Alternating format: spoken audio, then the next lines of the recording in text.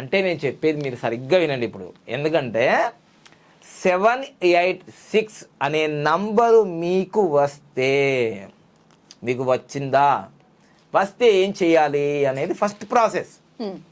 786 అనేది అందుకే చాలా వీడియోలు ఉన్నాయి. కానీ బాబా పాండగం చెప్పినట్టే మామూలుగా ఉండదు.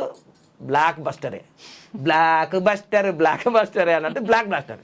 ఎందుకంటే బాబా పాండగం అందరూ చెప్పినట్టు చెప్పాడు కదా.